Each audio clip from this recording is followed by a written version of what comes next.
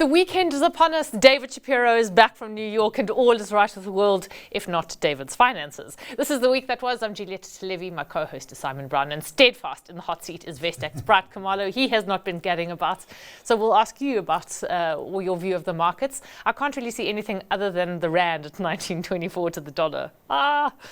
Yeah. The one thing I learned from being in New York is that people there are not rich. It's just that we're poor. You know? Rub it in. You know what I mean? Why I say that is that if you're going there for a pastrami sandwich or something that costs $20, you know, you convert that at 400 rand, you say, this is a bit dear or something. But the lines are there. You know, there's plenty of people, no one showing any signs of strain, and suddenly you say, well, it's not them, it's got to be me. Yeah, look, the IMF, I mean, they've got what, their US growth, I think this year at 2.9, next year at 2.4. That's a lot for a big economy. Yeah, it's pumping. You know, it really is a very strong economy, and you see it there as well. And it just keeps churning, it just keeps going. You know, I was very impressed with what I saw there. The only thing that is happening is that the retail space, and certainly in New York, and office space is becoming available, and that's because of e-commerce. If you saw the Amazon trucks, I mean, it's just an operation to behold. You know, I don't want to hog this, but when you see them coming with these massive trucks, and even in the building that I stay, there must be 50 to 100 parcels delivered every day, you know, to the residents. Easy.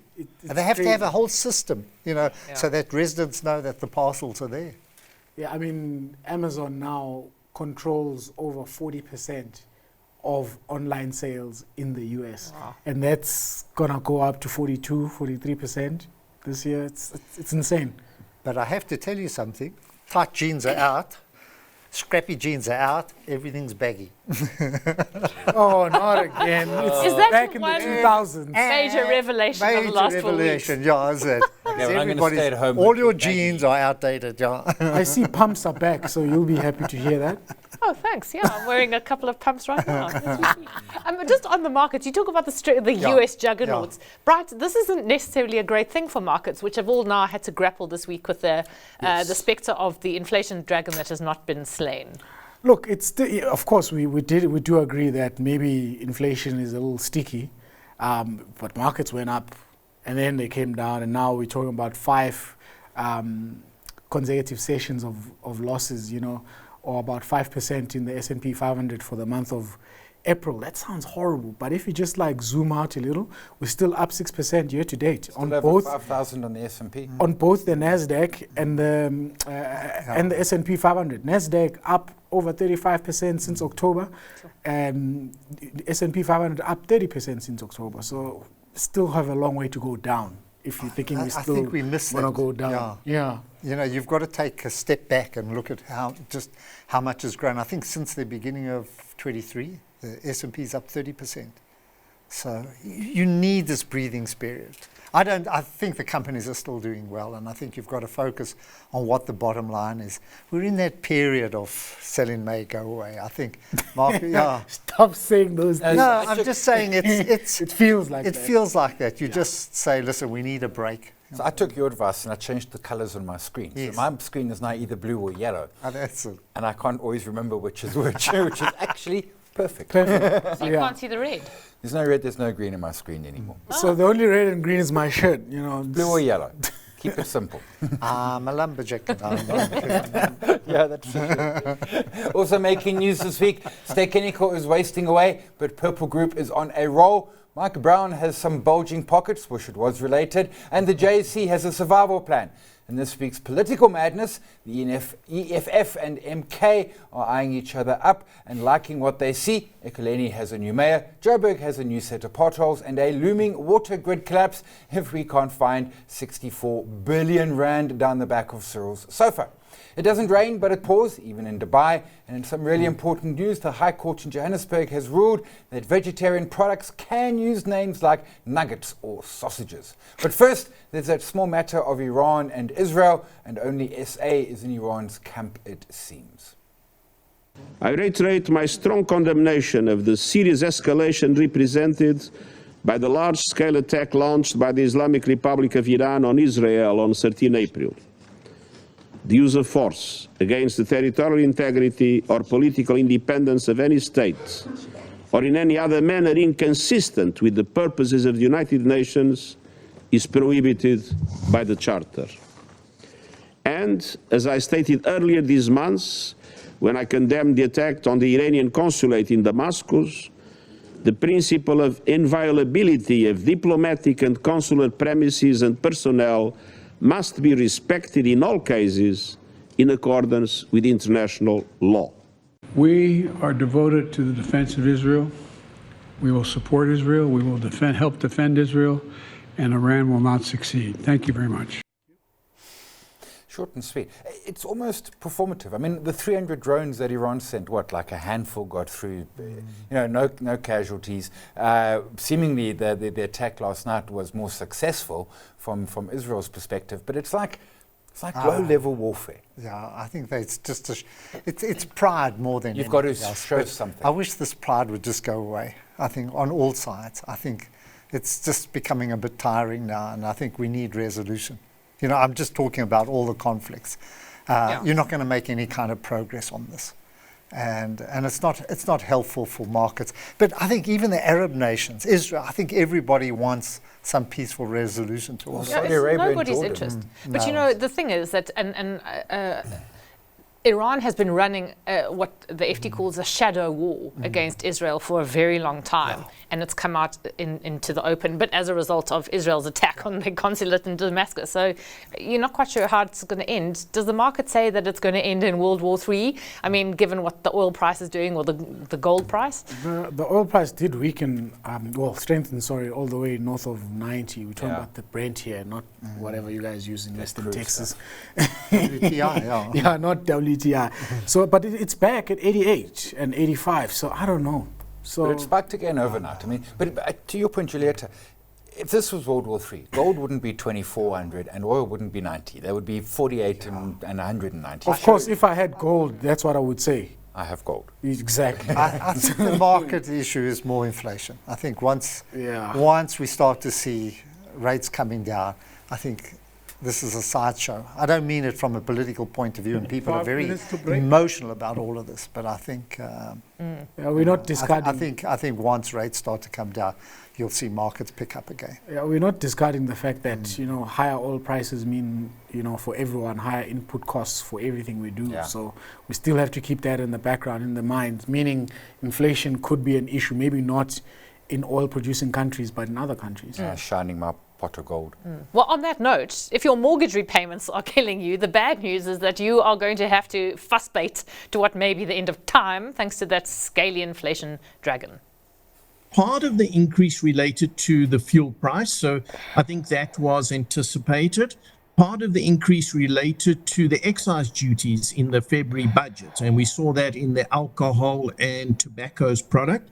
So we've got to accept that. The increase in education, I thought, was on the high side. It's over 6% now, so that's very unfortunate. If you go back, I think it's 2 years, education inflation in South Africa was 4.1%. So it's been moving up over the last couple of years now. Hello, Advertech. The short answer is, it's going in the right direction. It's sticky. One of the big banks this week came out and said that the US might not cut this year. Question, can we cut ahead of the US? No. Even ECB. Forget about what Christine Lagarde says. I don't think they're going to go alone. We have to all wait for They will wait for the US. Or if they do, it'll be a token cut. Okay, we're independent, but I don't think anybody wants to move until the US starts to cut rates. Why not? Because of the dollar. Yeah. You don't want your currency to sink. Well, it's sinking already. I know, that's us. That's for other reasons, I think we're an outlier. We just sink anyway. It's Friday, we sink. So I don't think anybody's going to be brave enough to start cutting aggressively until the US decides. Poor. The good news is that VW has decided to remain a very good friend of SA, even though it looks to us a most one-sided affair, but the Polo is here to stay. Our good news story already starts this year first, because we've been assigned from the headquarters to be the sole manufacturer for Polo. So that means every Polo you see in any country in the world, from now on, it's produced in our Carija plant. And with that, we are extending our maximum capacity already. So with this first good news, we are extending our maximum capacity to 171,000 units a year, targeting a production record already this year with 165. So that's already very good news. This is something that we have done well, and I know that there's tax breaks behind it, but truthfully, that's how countries compete, is vehicle production. Up here in Roslyn, down there in Quebec, a little bit in Durban. Yeah, we can do it. There's nothing. South Africa can do it. We can do it. Yeah, if we want to. And you've got to have what's her name, Martina. You've got to have a boss like that to make sure that those polars come off the production line. You need that kind of discipline to make it happen. I promise you, there's nothing wrong. We've got the goodwill, we've got the skills, we've got so many things that are in our favor here. We just haven't got the political party or the administrators who really want to make it work. Yeah.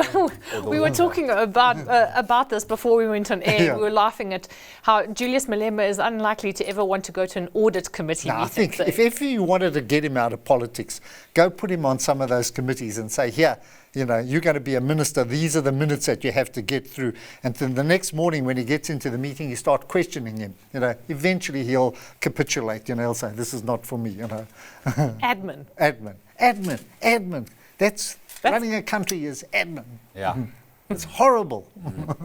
The sad news is that Geopolitical is in the grip of a relentless squeeze, sort of the same one endured by all old media, as the streaming world and home entertainment gallops ahead. You stay Fewer right people across are the Stekinoko. How many times have you gone since moving there? I have planned at least 5 or 6 times. No, I've planned to go watch The movies road for to 2 hell weeks. is paved with all your planning. No, 2 weeks in a row, no movies. But my son engineer pointed out to me that he took his family of 4 to the movies, and it was like almost 1,000 rand. And he points out that is 6 months of Netflix, man. Oh man, I just wanted to support them because you also stay right across. And they had the Bob Marley, and I wanted to see it. My wife and I planned at least a half a dozen times, and that movie's probably now archived. So is that part of the problem, that they've priced themselves out of the market, and then you've got the juggernauts like Netflix, and you could see from their results that they're just cleaning up? I think they're priced right because you get the rights to show those shows that are playing in real time. But I mean, it's just the demand is not there. Movies were never cheap. I mean, I actually worked I was a manager at Stekiniko 30 years ago down in KZN. And even then, they weren't cheap. And the popcorn wasn't cheap, even at 99% gross margin. But what else were you doing on your Saturday evening? Whereas now you've got Netflix. You have there's too much distraction now. You can't even go to the movies. I think the last movie I went to was probably in 1980. We're going to say Gone with the Wind. I'm trying to remember. I'm trying to think back when I last went into a movie theatre. I mean, so few people of, the youth are going to experience the feeling, the excitement of going to a movie with a hot date. Yeah. Or maybe not such a hot date. I used to hustle. Should I try hold her hand? Should I put my arm? Nah. Yeah, what do they use? What do they do today? Now they just TikTok each other naked pictures of themselves. Snapchatting and Wow, I can't believe you said that on national television. There we go, boys. But it's apparently true. Yeah. The youth. I don't know. Okay, off to the break with the company news. And no, you cannot trademark the world's greatest drug kingpin.